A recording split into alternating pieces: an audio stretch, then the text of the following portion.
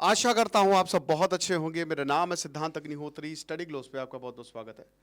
दोस्तों, आज हम 10 लॉस की बात करेंगे। बता दो कि हमारा जो कॉम्बो है चाणक्य नीति मैंने बहुत अच्छे से बताई, और पर्सनालिटी डेवलपमेंट में तो 50 किताबों का रिव्यू, टोटल 50 घंटे से ऊपर है। ये 500 रुपये का कोर्स अभी आपको मिल रहा है। 2 दिन के लिए हमने और ऑफर चलाया था, डिस्क्रिप्शन कमेंट बॉक्स में लिंक दिया है। तो आज हम बात करेंगे 10 लॉस की, 10 लॉस। तो सबसे पहले जो आपको समझना है कि आखिरकार ये दुनिया काम कैसे कर रही है। अब आपको रहना तो इस दुनिया में, चाणक्य नीति में तो सभी कुछ बताया गया है। चाणक्य नीति में बताते हैं आचार्य चाणक्य कि दुनिया से डील करने का तरीका यही है। रिलेशनशिप मैनेजमेंट और डार्क साइकोलॉजी में बताया था कि जैसे को तैसा। अब क्या है कि यहाँ पे एक पार्किंसन लॉ आता है। पार्किंसन लॉ ये कहता है कि भाई देखिए, जो टाइम है ना वो आपका लिमिटेड है, तो वर्क जो है that expands to fill the time allotted for its completion. यानी कि अगर मान लीजिए कि आपने, जैसे आपके पास 1 महीने का वक्त है कोई काम करने का, तो आप 1 महीने ही लोगे। 1 महीने में से आप 25 दिन तक काम नहीं करने वाले। आखिरी के 5 दिन आप काम करोगे जब आपकी बैंड बजेगी। तो पार्किंसन लॉ यही कहता है कि भाई सिंपल सी बात है कि अगर ज्यादा टाइम दिया गया है तो वो पूरा टाइम कंज्यूम करेगा। मैं आपको अपना एग्जांपल देता हूं दोस्तों, कि मैं जब बीएससी में था तो हमारे एक ही एग्जाम होते हैं, तो सीधा लास्ट में होते थे लखनऊ यूनिवर्सिटी के। मैं वैसे सिल्वर मेडलिस्ट हूं बीएससी में, मतलब। तो अब क्या है कि लास्ट में ही होता था, तो हम लोग पूरा साल नहीं पढ़ते थे, मस्ती करते थे। बल्कि मुझे पता था कि अगर सिर्फ मुझे 2 घंटे देने हैं, अब इससे कैसे बचे। अब जैसे मैंने, डिसिप्लिन में रहना बहुत ज़्यादा ज़रूरी है। पर्सनालिटी डेवलपमेंट मैंने बताया, डिसिप्लिन वो था नहीं। डिसिप्लिन में रहने के लिए आप टाइम को कम करिए। अगर वक्त कम होगा, जैसे जब आप इंजीनियरिंग करते हैं तो आपके सेमेस्टर्स होते हैं, बहुत कुछ होता रहता है, तो आप बिजी रहते हो और वक्त भी कम होता है। प्रेशर की वजह से काम आपका जल्दी होता है। तो पार्किंसन लॉ यही कहता है, यार खुजली बड़ी मच रही है। तो पार्किंसन लॉ यही कहता है कि जो आपका टाइम है वो अगर लंबा है तो आपका काम भी उतना ही चलेगा। तो बेस्ट यही है कि आप डिसिप्लिन रहें और अपना टाइम कम कर दें। अगर मान लीजिए 1 महीने का है ना, तो आप अपनी तरफ से 10 दिन अलॉट करें ताकि वो टाइम जल्दी हो जाए, काम जल्दी हो जाए।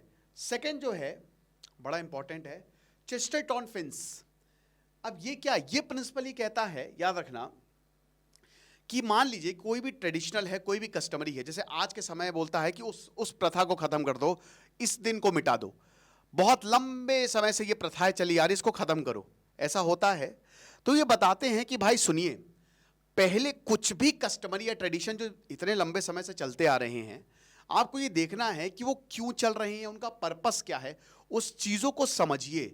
अगर आप उसको एकदम से मिटा देंगे तो ये बहुत ही खतरनाक हो जाएगा।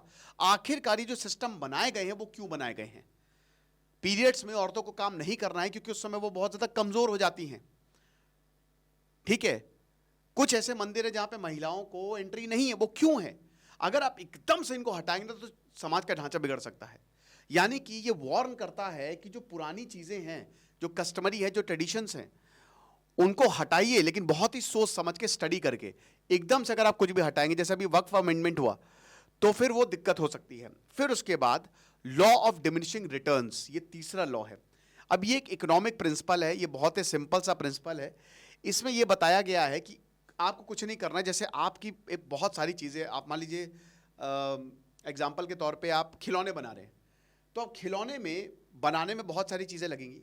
तो बताया है कि बस अगर मान लीजिए कि एक भी इनपुट प्रोडक्शन में अगर आप बढ़ा देंगे, बाकी सारे इनपुट को कांस्टेंट रखिए, तो आपकी जो रिटर्न्स है, यानी कि जो आउटपुट है आपका, वो इंक्रीज हो जाएगा। कहने का मतलब ये है कि एक इनपुट बनाने से आपकी प्रोडक्टिविटी बढ़ जाएगी। एक और एग्जांपल से समझते हैं। जैसे मान लीजिए, जैसे खिलौने का एग्जांपल दिया, आप एक इनपुट, जैसे आपकी मशीन काम कर रही है उसको और अच्छी मशीन ले आइए, बाकी सब कुछ कांस्टेंट रख दीजिए, चीजें बेहतर हो जाएंगी। जैसे आप अपना एग्जांपल ले लीजिए, मान लीजिए कि आप कोई जॉब है या कोई एग्जाम की तैयारी करते हैं, सिर्फ एक इनपुट बढ़ा लीजिए। अब वो इनपुट हो सकता है, जैसे मान लीजिए कि आप अगर 6 घंटे पढ़ रहे हैं, 10 घंटे पढ़ लीजिए, बाकी सब सेम रखिए, आपके सब्जेक्ट सेम रखिए, लेकिन इस एक इनपुट से ना आपकी प्रोडक्टिविटी बढ़ जाएगी, राइट। आप सुबह उठना शुरू कर दीजिए, बाकी सब सेम रखिए, उससे आपकी प्रोडक्टिविटी बढ़ जाएगी। तो यही कहने का मतलब है कि आपको सारी चीजें बदलने की जरूरत नहीं है। बस अगर आपने एक या दो चेंजेस भी अपनी लाइफ में महत्वपूर्ण चेंजेस कर लिए ना, तो आपकी प्रोडक्टिविटी इंक्रीज हो जाएगी और आप ज्यादा कॉन्फिडेंट फील करेंगे। और ये मैंने बताया भी how to be an alpha and sigma में कि ये करना कैसे है, ठीक है ना। उसके बाद चौथा है पेरेटो प्रिंसिपल, जिसको 80-20 रूल भी बोला जाता है। अब ये कमाल की चीज है, इसमें बताते हैं कि भाई आपकी जिंदगी में जो 80% सिचुएशन है वो 20% चीजों की वजह से हुई है। जो 20% आपके कॉज हैं, आपने जो क्रिएट की हुई है, 80% चीजें उन वजह से हो रही है। अभी किसी भी चीज में, चाहे एग्रीकल्चर, इकोनॉमिक्स हो, चाहे सोशल लाइफ हो सकता है ये। यानी कि जो आप 20% चीजें कर रहे हैं ना, आपकी जिंदगी की सारी चीजें उसी पर निर्भर करेंगी। तो कहने का मतलब यहां पे यही है कि भाई आप इंपॉर्टेंट चीजों पे ही फोकस करिए, है ना। उन चीजों पे फोकस करिए जो आपको पॉजिटिव तरीके से आपकी जिंदगी बदल देंगे। अब इसी में एक बहुत ही तगड़ा रूल आता है, बटरफ्लाई इफेक्ट। इसी से ही रिलेटेड है, पांचवा हालांकि है ये। अब ये 80-20 और बटरफ्लाई इफेक्ट को हम कंबाइन करते हैं। अब इसमें ये बोला गया है, ये कियोस थ्योरी है। बटरफ्लाई इफेक्ट आपने सुना भी होगा कि एक बटरफ्लाई फड़फड़ा रही है तो कहीं पे भूकंप आ रहा है। तो ये बताती है कि स्मॉल चेंजेस जो होते हैं ना, वो लार्ज इफेक्ट जो है वो क्रिएट कर सकते हैं, ठीक है ना। कॉम्प्लेक्स सिस्टम जो होते हैं ना, बहुत ही सेंसिटिव होते हैं। अब जैसे क्लाइमेट चेंज है, अगर हम मान लीजिए मछलियों को मारना शुरू कर देंगे, तो हो सकता है कि मछलियों को मारते जा रहे हैं, लेकिन उसका पूरे यूनिवर्स में, क्योंकि फूड चेन डिसरप्ट होती है। हमने गिद्ध मार दिए, गिद्ध एक्सटिंक्ट हो गए हैं, लेकिन अब उससे क्या हुआ, गिद्ध नेचुरल स्कैवेंजर्स हैं, तो हमारे पूरे धरती का सिस्टम जो है वो गड़बड़ाया है उसकी वजह से, वो भी क्लाइमेट चेंज में। तो छोटी सी छोटी चीज अगर आप अल्टर करते हैं, बदलते हैं, तो उससे बहुत भयानक इफेक्ट हो सकता है ना। आप सोच रहे हो कि 2 घंटा और सो जाते हैं या ये सब्जेक्ट नहीं पढ़ते हैं, लेकिन क्या पता उसी सब्जेक्ट से ही पेपर आ गया। तो वही बताया बटरफ्लाई इफेक्ट। अब इसमें 80-20 प्रिंसिपल आप कंबाइन कर लीजिए कि भाई वही बता रहे कि अगर आपको चेंजेस लाने हैं तो इंपॉर्टेंट एरिया को देखिए कि आपके लाइफ में क्या इंपॉर्टेंट है, क्योंकि यही 20% चीजें ना आपकी जिंदगी के 80% डिटरमाइन करेंगे।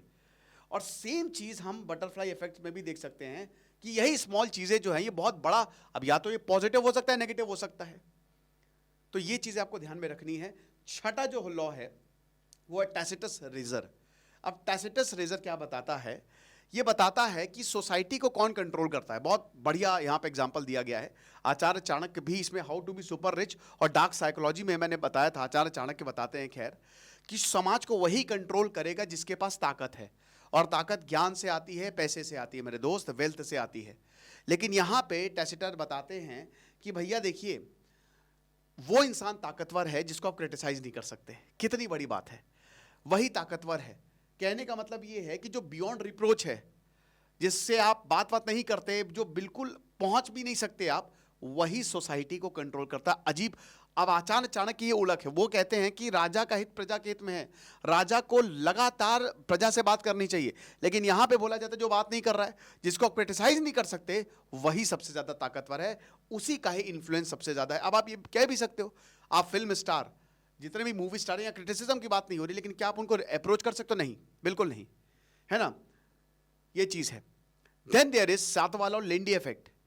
अब ये कंसेप्ट बताता है, रेस्टोरेंट इंडस्ट्री से बेसिकली कंसेप्ट आया है कि जो नॉन पेरिशेबल आइटम होते हैं, ठीक है ना,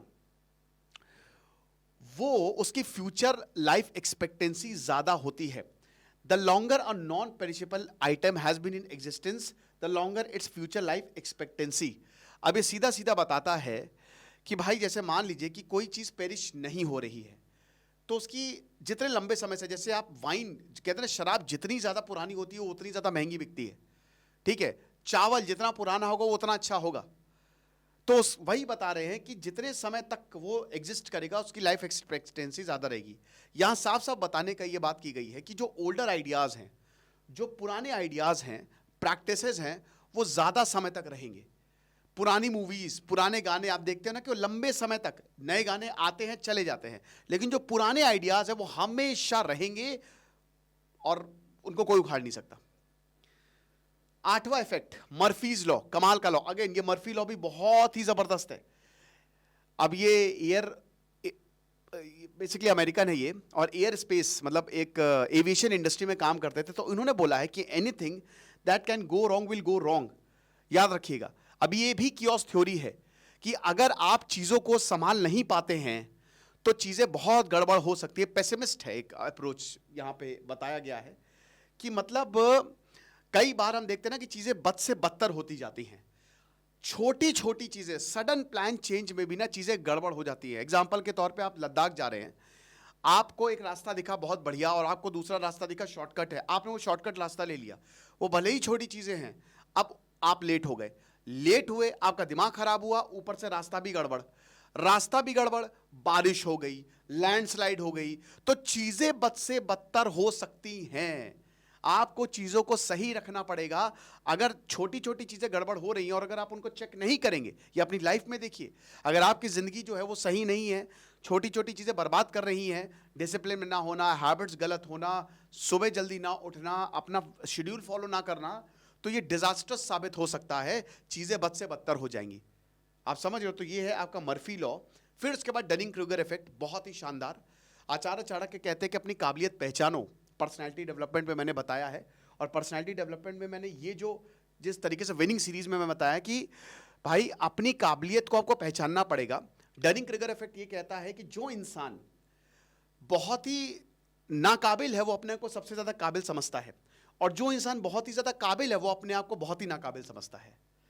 दुनिया बेवकूफों से भरी हुई है। एक इंसान को फॉल्स कॉन्फिडेंस है लेकिन एक्चुअल में उसके पास कुछ नहीं है, और वो इस बात को मानेगा भी नहीं।